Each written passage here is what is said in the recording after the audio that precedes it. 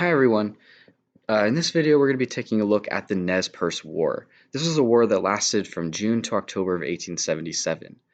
It was a transformative time period not only in the history of Washington Territory, but also in the history of the United States.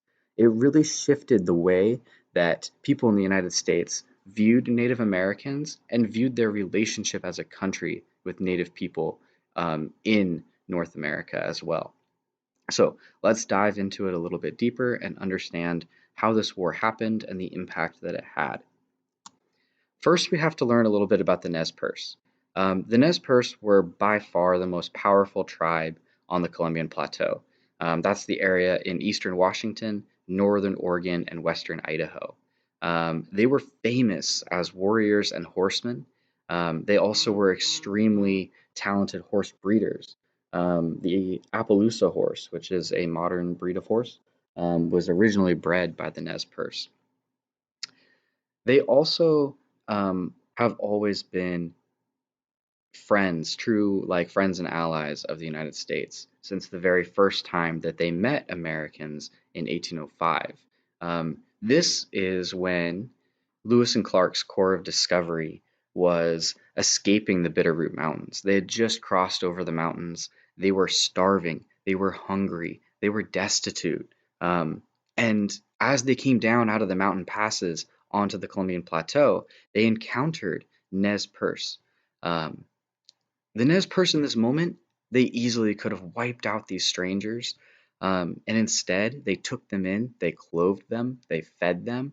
And not only that, but they gave them horses and they gave them canoes in order that Lewis and Clark could continue their journey to the coast.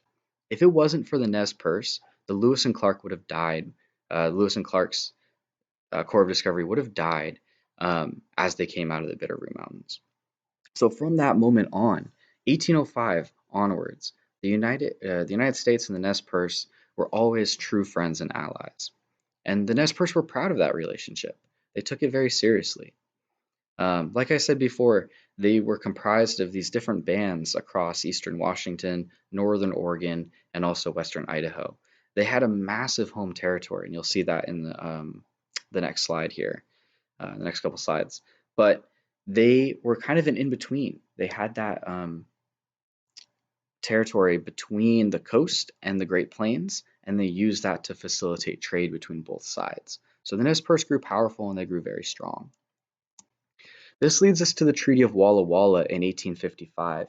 We looked at the treaties, the Stevens treaties, in our last video. This is one of them. This is Isaac Stevens' treaty that he makes with the tribes of the Columbian Plateau. So you can see in this drawing here, here's Isaac Stevens on his horse and his delegation here at the treaty. And all around him, surrounding the treaty delegation, are Nez Perce warriors. You can see them filing in on their horses. The Nez Perce made an impression in this meeting. They did this on purpose. They rode into the meeting late, right, fashionably late, with 1,000 warriors in full war gear. They were sending a message. Because remember, the Nez Perce are friends of the United States. Why would they show up to a treaty meeting, peace talks, on horseback with warriors in war gear? Right? They're sending a message here. This is a power move on the part of the Nez Perce. They are showing the United States we are strong, we are united, and we are powerful. And we are your friends now, but if you mess with us, if you screw us over in these treaty talks, this is what you're going to have to deal with. This is what you're going to have to fight. And so the Nez Perce weren't afraid to show their power. They weren't afraid to show that they had strength. And you can see that here in this drawing of the Treaty of Walla Walla. This works out for the Nez Perce pretty well, because after the Treaty of Walla Walla, they were given the largest reservation. So again, they had to give up some of their original home territory, but they were given an extremely large reservation and were able to keep most of their traditional land. So you can see here in this image, the green territory on this map is Nez Perce territory after the Treaty of Walla Walla. It's quite large, and it covers again most of their home territory in Washington, Idaho, and northern Oregon here as well. However, just like we've seen with the native tribes on the plains, like the Sioux in the Black Hills and the Cheyenne in the Rocky Mountains, And in our last video, the Yakima on their reservation near the Columbia River, once again, gold was discovered on Nez Perce lands. And once that happened, the miners and settlers flooded in. They started trespassing on Nez Perce territory. They started building mining camps. And this upset the Nez Perce, rightly so, right? They were told that this reservation would be theirs forever, that they would never have to deal with white settlers or miners encroaching on their territory. And instead, now they've got massive amounts of miners coming into their territory, tearing the land up, looking for gold. The government takes steps in order to protect the Nez Perce. They convince a few chiefs to sign over 90% of this massive original 7,500,000 acres, leaving them with this small reservation territory right here in Idaho. You can see it, it's kind of coffin shaped. Under this new treaty, all the Nez Perce were supposed to move away from their original home territory and move onto this reservation together. That's a problem, right? Because the Nez Perce don't have a single chief. There's lots of different chiefs. And so to just have a couple of them sign a treaty for all of them, well, some aren't going to agree to this treaty. And it's also going to damage their way of life because remember, the Nez Perce are a plateau tribe. They have to move seasonally with their food sources. They have to move to the rivers during the salmon runs. They have to move to the prairies to harvest camera root. They have to be able to hunt elk, deer, and cross the mountains to hunt bison. So to confine them to a small territory is not going to work for the survival of the Nez Perce. So what do? Many of the Nez Perce who disagreed with this treaty, they came together and decided that they were going to make an escape. They were going to leave the Nez Perce territory in Idaho, and they were going to try to make a journey towards Canada. They were going to try to reach Canada and freedom because they knew that if they crossed that international line, that they would be free and they would not have to return to the reservation. They could live in Canada. So this begins a 1,400-mile journey towards Canada and freedom.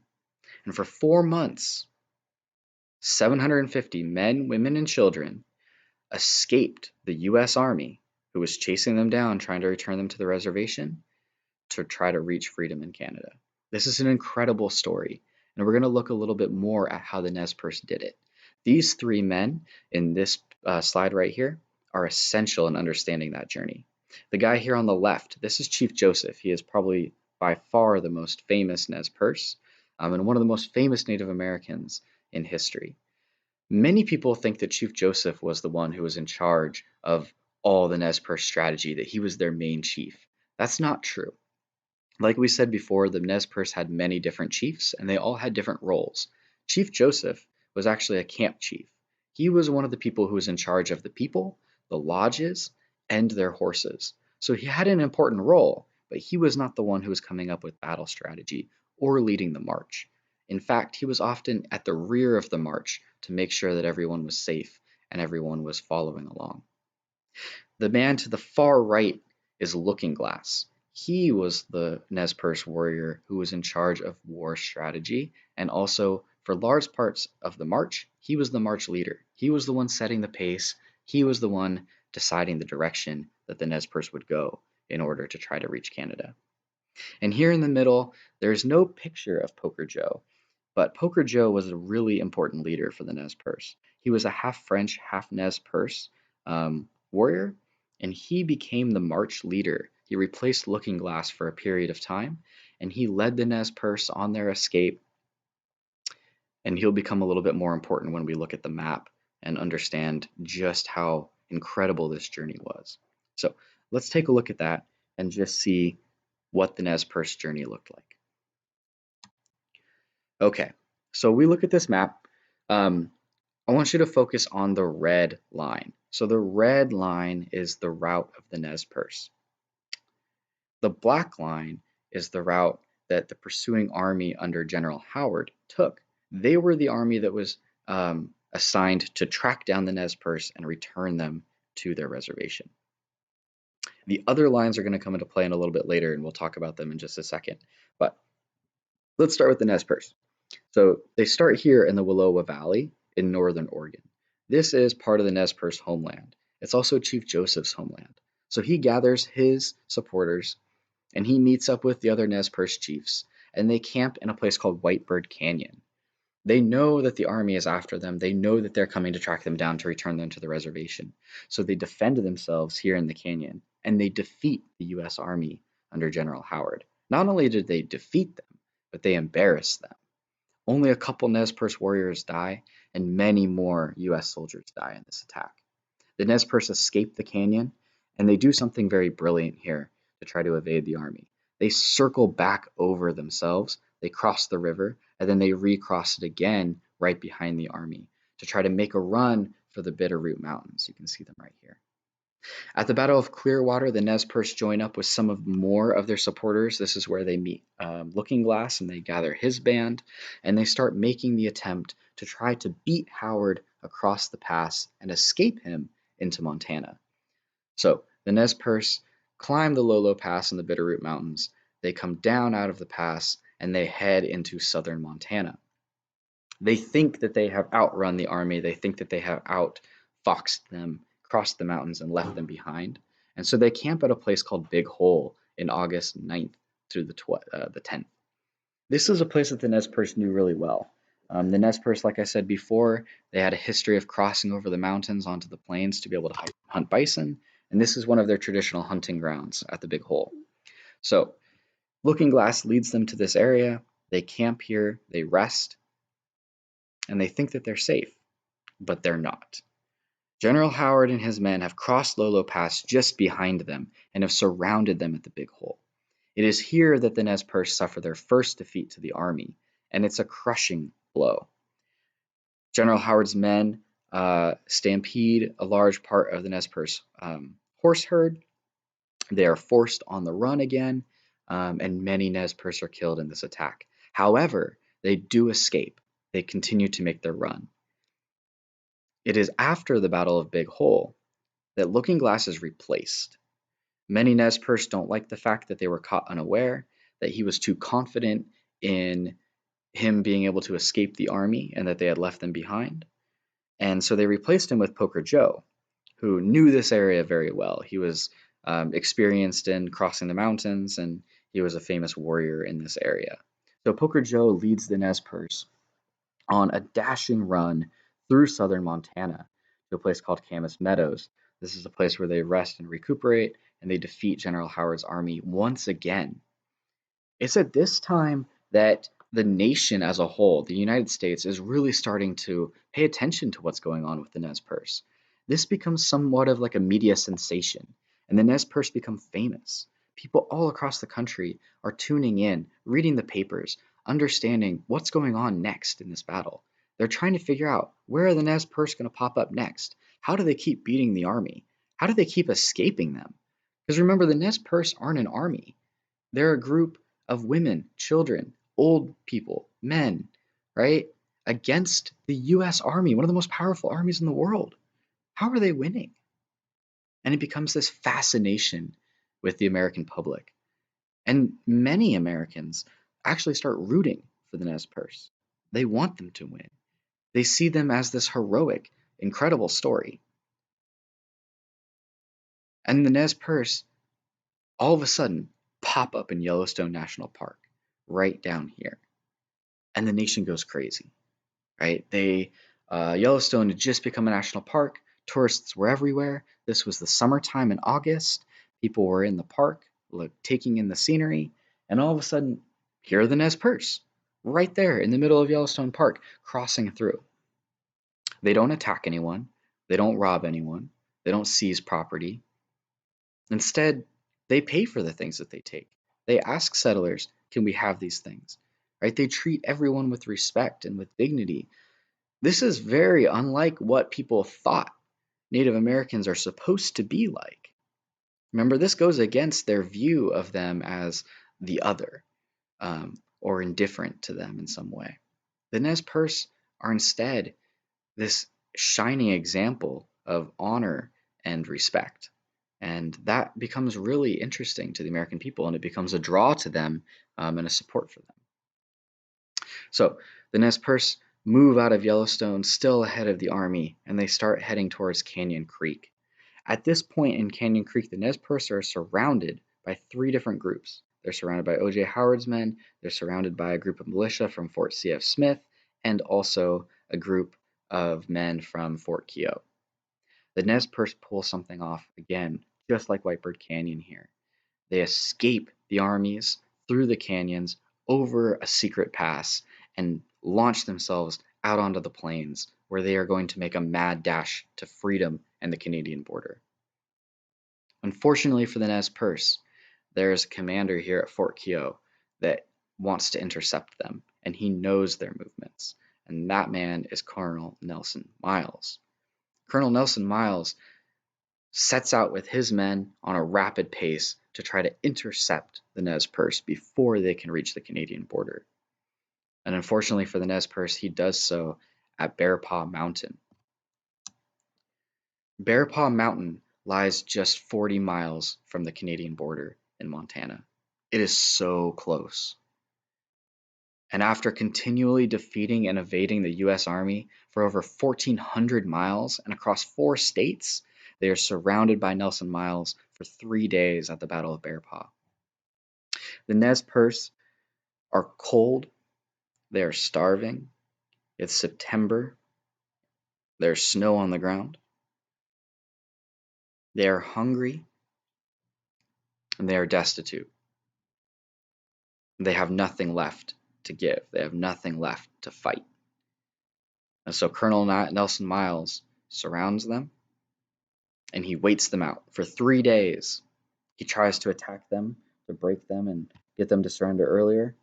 And unfortunately, he still cannot get them to surrender. So he waits them out. Finally, the Nez Perce surrender. I want to read you a speech that is attributed to Chief Joseph. And he becomes extremely famous here in the surrender of the Nez Perce because he's one of the only Nez Perce chiefs that's still alive.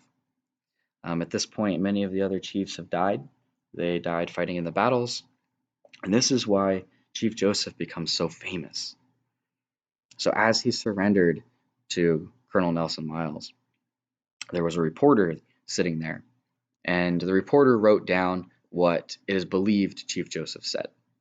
Now, again, we're not exactly sure if this is Chief Joseph's exact words or if this reporter took creative liberties, but nevertheless, the quote in the speech is pretty remarkable and shows where the Nez Perce were at this time in their march. So, Chief Joseph said, "Our chiefs are killed. Looking Glass is dead. Tahulashoot is dead. The old men are all dead. It is the young men who say yes or no. And he who led the young men is dead. It is cold, and we have no blankets. The little children are freezing to death. My people, some of them, have run away to the hills and have no blankets, no food. No one knows where they are, perhaps freezing to death. I want to have time to look for my children and see how many of them I shall find. Maybe I shall find them among the dead. But hear me, chiefs. I am tired. My heart is sick and sad. From where the sun now stands, I will fight no more forever." This speech is picked up by newspapers all across the country and printed everywhere in the United States. And it is here where that shift happens that I talked about at the beginning of the video. The American public reads these words from Chief Joseph. They've listened to the Nez Perce. They've watched their retreat towards Canada. And they start thinking about how they and their country have treated Native people. Why did this war happen? Why do these wars happen? Why were the Nez Perce forced onto a reservation and removed from their traditional territory? Why was the treaty broken? These questions are asked all across the United States and in American Congress as well. Ultimately, at the Battle of Bear Paw, 418 Nez Perce surrendered. And it is believed that about 150 were able to make the escape across the border to freedom and live in exile in Canada. After the surrender of the Nez Perce, Nelson Miles promised them that they would be able to be returned to their reservation. He respected the Nez Perce. He saw them as great warriors and great people, and he wanted to treat them with that respect and dignity that he believed that they deserved. But he was overruled by the government of the United States. They wanted to make an example of the Nez Perce because the Nez Perce had embarrassed the United States. Think about this. The most powerful army on the world was defeated number of times over and over and over again by a couple hundred warriors, men, women, children, old people, marching for their freedom to try to escape, and somehow they were able to defeat army after army over and over again. The US couldn't let this stand. This was an embarrassment. And so they sent the Nez Perce to Kansas. Many Nez Perce died on the way or in camps in Kansas. Remember, this is the winter time, and they're being marched across the Great Plains. Conditions were horrible. Food was scarce. The land was poor. And in 1885, almost 10 years later, the 268 surviving Nez Perce of the original 418 that surrendered were finally able to return to the Pacific Northwest. But most of them weren't even allowed to return to the small reservation that they were given in Idaho. And instead, they were sent to the Colville Reservation in Washington. Chief Joseph was among them, and he actually died on the Colville Reservation, and he never saw his homeland again. So what does this story tell us? Why is this so important? I think it's summed up right here in this quote. This is from the New York Times. It was printed in 1877, right at the end of the Nez Perce War. And I'm going to read it to you. On our part, the war was in its origin and motive nothing short of a gigantic blunder and a crime. This is incredible. A national newspaper in 1877 says that a war perpetrated by the United States and committed by the United States against Native Americans was not only a gigantic mistake, but that it was a crime. This is remarkable. This has never happened in the history of the United States. That a massive newspaper like the New York Times would go against what the government does and say that it is a crime to treat Native people this way. This again is because the Nez Perce War was reported on by the media across the United States. And like I said before, many citizens and writers supported the Nez Perce. They saw this as a horrible mistake. There was outcry that how could the United States treat people like this? Especially people who had been nothing but friendly and allies of the United States the entire time that we have known of their existence. Unfortunately, this did not win the Nez Perce any favors. They were still sent to the Colville Reservation. They still kept their tiny reservation in Idaho. They were never allowed to go back to their original traditional homeland. And so unfortunately, even though the story of the Nez Perce helps change the way that people in the United States thought about Native Americans and thought about how the United States should treat Native people, the Nez Perce hardly benefited from it. The Nez Perce War is a deciding factor in the United States' change in Native American policy in the late 1800s.